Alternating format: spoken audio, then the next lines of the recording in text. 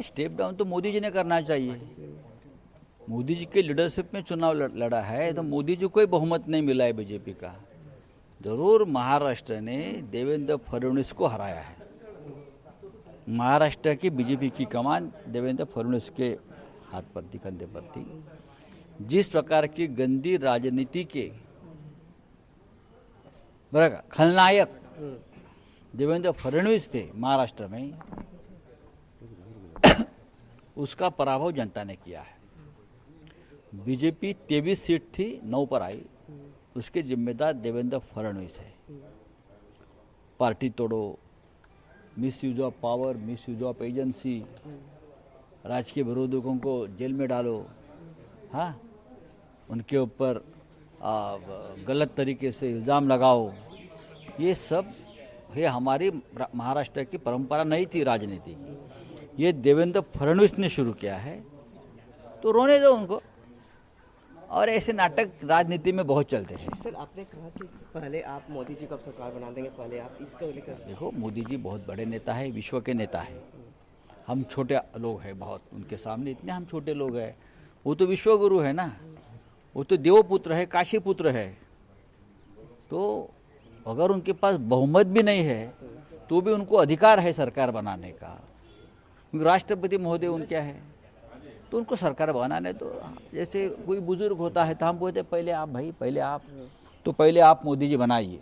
क्या राहुल गांधी विपक्ष के नेता बनेंगे सर? देखेंगे, कांग्रेस पार्टी का निर्णय है, कांग्रेस पार्टी देख लेंगे सर। और क्या आगे आना है? महाराष्ट्र, उत्तर प्रदेश, पश्चिम बंगाल,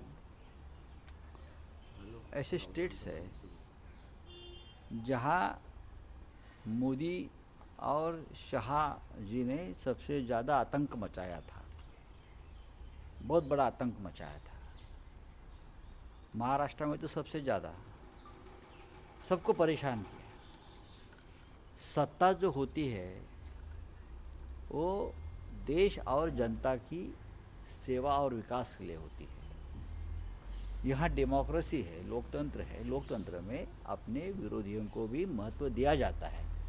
ये इस देश की राजनीति की सभ्यता है, परंपरा है। लेकिन मोदी और शाह जी ने एक नई परंपरा शुरू की जो हमारे साथ नहीं है। उनको प्रताड़ित करो, उनको जेल में डालो।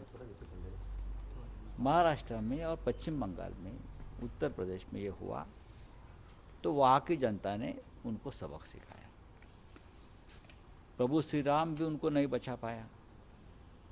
जहाँ जहाँ प्रभु श्री राम जी का वास्तव्य रहा, चाहे वो अयोध्या हो, चित्रकूट हो, रामेश्वरम हो, महाराष्ट्र में रामटेक है जहाँ प्रभु श्री राम का वास्तव्य रहा, नासिक पंचवटी जहाँ प्रभु श्री राम वनवास के समय वहाँ रहते थे, ये सभी जगह पे जहाँ राम जी का स्थान रहा, उस सभी जगह पे बीजेपी हार गई, सभी जगह पे। काशी में प्रधानमंत्री नरेंद्र मोदी जी हारते हारते बच गए। उसका मतलब क्या है? उसका मतलब ये आप समझ लीजिए, आपको बहुमत नहीं दिया है जनता ने, आप जबरदस्ती से सरकार बना रहे हो, हाँ, तो आप हार गए हो।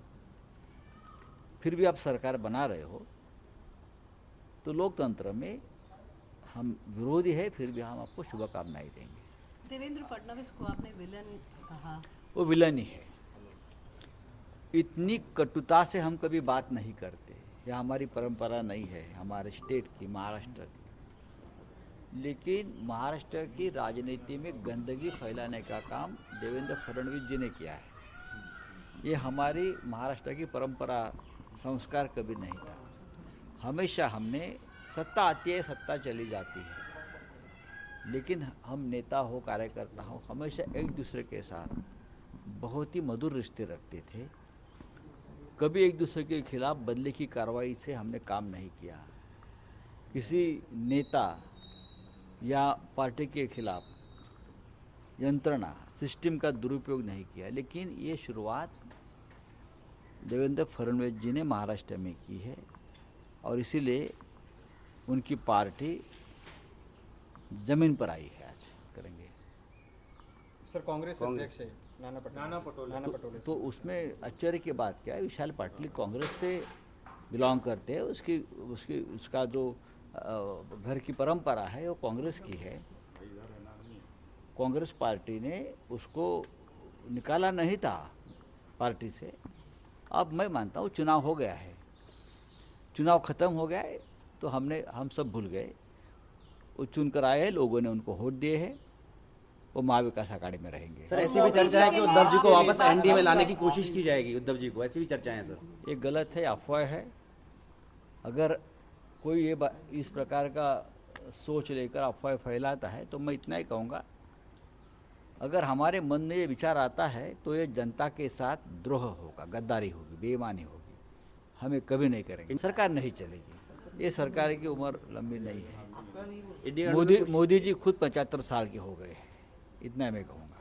इंडिया में कोशिश करेगा सर। आप लोग बातचीत अभी जारी रखोगी जेडीयू के साथ या टीडीपी के साथ? देखिए बात ऐसी है कि आज नीतीश कुमार, चंद्रा बाबू, चिराग पासवान ये एनडीए के मेंबर है, तो हम उनके साथ कैसे बातचीत कर सकते हैं।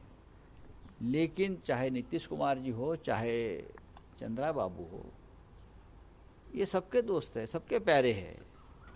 यही लोगों ने सबसे ज़्यादा बीजेपी के साथ संघर्ष किया है। यही लोगों ने सबसे ज़्यादा अमित शाह और नरेंद्र मोदी जी की तानाशाही के खिलाफ आवाज़ उठाई है। तो उनके डीएनए में डेमोक्रेसी है और रहेगी, और समय आते आपको पता चलेगा। आप लोग हमेशा शिवसेना अरविंद केजरीवाल और हेमंत सोरेन की गिरफ्तारी पर आप लोगों ने विरोध किया है। जरूर हमने आवाज उठाया है। तो सर अब क्योंकि नीतीश कुमार, चंद्रबाबू नायडू जैसे पुराने सहयोगी जिनको आप डेमोक्रेटिक भी बता रहे हैं, वो आ रहे हैं सरकार में। अब हम उनको सवाल पूछेंगे सरकार में आने के बाद, क्या आपकी सोच वही है, संविधान रक्षा, डेमोक्रेसी की रक्षा, या आप भी मोदी और शाह के साथ बदल गए हैं। इस देश के 2 चुने हुए मुख्यमंत्री को जिस तरह से जेल में डाला है, हमारे जैसे सांसद हो और कोई मंत्री है, सबको जेल में डालकर आप राज करना चाहते हो, क्या ये आपको मंजूर है? ये सवाल तो हम उनको पूछेंगे। और आपके नेता आए थे जी, क्या बातचीत थी? सभी एक दूसरे के साथ संपर्क में है। अभी वो गए हैं तृणमूल कांग्रेस के नेता से मिलने। आज शाम को तृणमूल कांग्रेस के नेता उद्धव ठाकरे साहब को मिलने मुंबई में आ रहे हैं। तो एक दूसरे के साथ संपर्क जारी है।